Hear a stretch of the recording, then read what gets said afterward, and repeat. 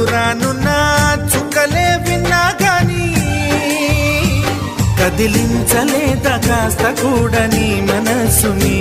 పరదాలు దాటి ఒక్కసారి పలకరించవేమి అందరినీ ఇలా వెంటపడి అడగాల